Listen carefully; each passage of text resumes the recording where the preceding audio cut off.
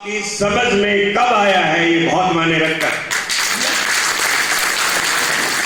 मैं उस प्रोग्राम में गया, मैंने कुछ चीजें समझी। सारी चीजें एक प्रोग्राम में समझ में नहीं आएंगी, लेकिन वहां पे एक बात मेरे को क्लिक हुई कि वास्तव में इस काम को करने में कोई नुकसान नहीं है, इसे पार्ट टाइम में किया जा सकता है और इसमें जब हजारों लोग लाखों रुपया महीना कमा रहे हैं तो मैं भी कमा सकता हूं। ये मैसेज आपको दोबारा देना चाहता हूं। बहुत सारे लोग ये सोचते हैं कि मैंने केवाईसी ओके करा ली, मैंने 2 लोगों को जोड़ दिया और मेरा बिजनेस चल जाएगा। नो, आपका बिजनेस जब चलेगा जब आपके सपने और आर्थिक दोनों जुड़ जाएंगे, उस दिन आपका बिजनेस चलने लगेगा।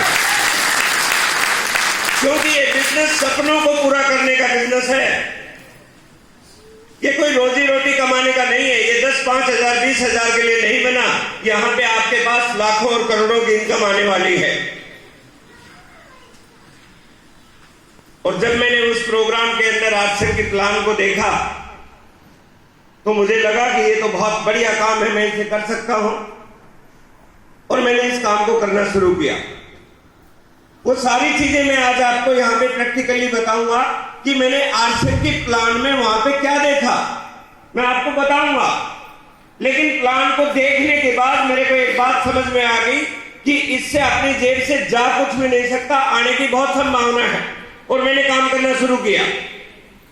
जैसा कि आप सभी पुराने साथी हैं और नए साथी हैं, उनको पता है जब भी कोई व्यक्ति आरसीएम में ज्वाइन होता है, ये नया काम है, इसको आम आदमी नहीं जानते।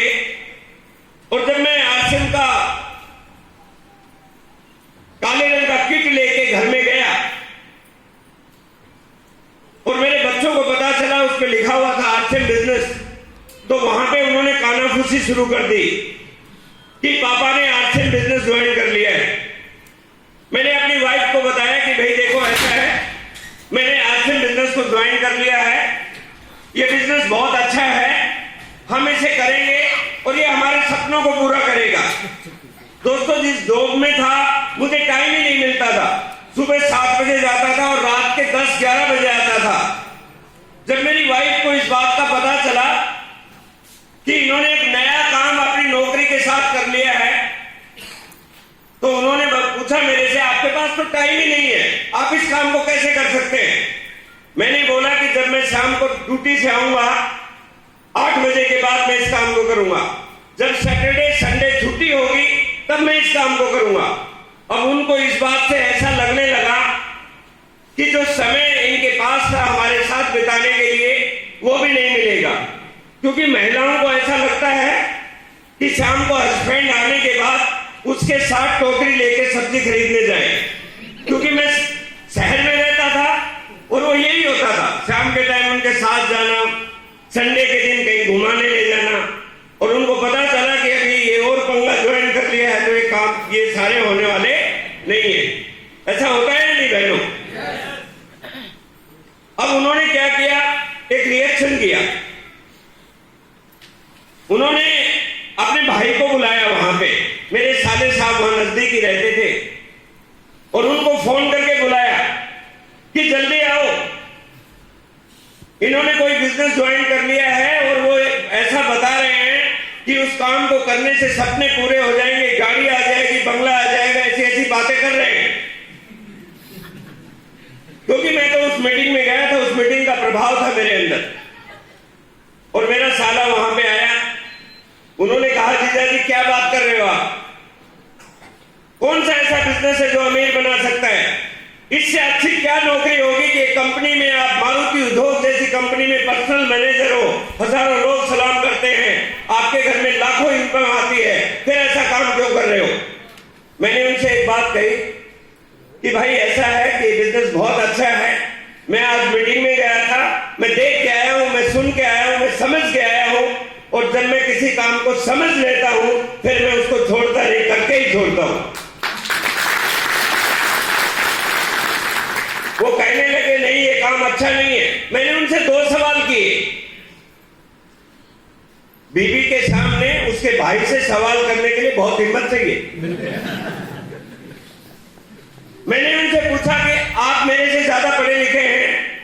बोला नहीं। मैं बोला आप आर्थिक बिजनेस के बारे में जानते हैं? बोला नहीं।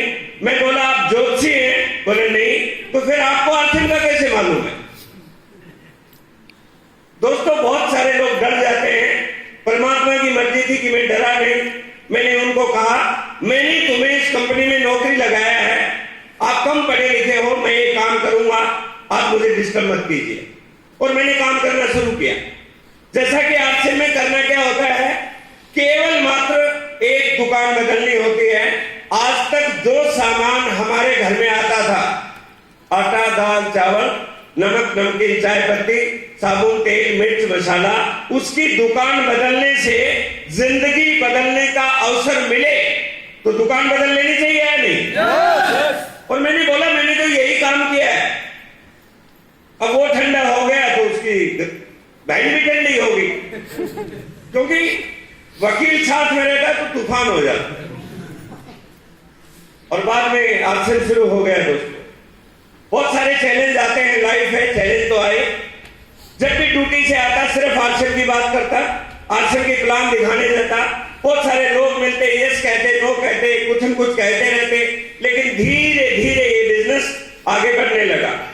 एक दिन अचानक मेरे पिताजी को इस बिजनेस के बारे में पता चल गया।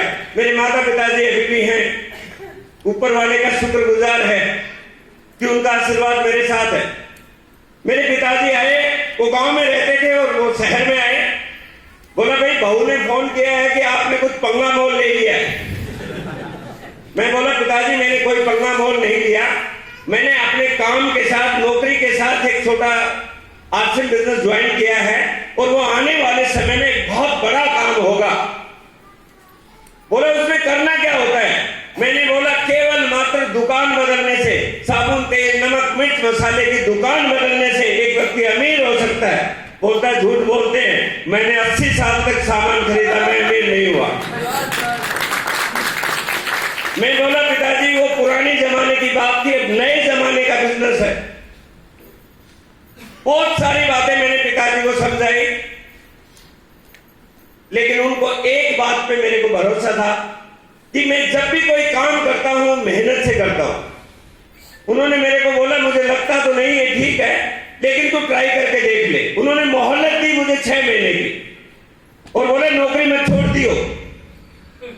और मैंने इस काम को तेजी से करना शुरू किया। दोस्तों, एक बात समझ लेना, जब आपके सामने चैलेंज हो, लक्ष्य हो, तो आपकी हिम्मत बढ़ जाएगी।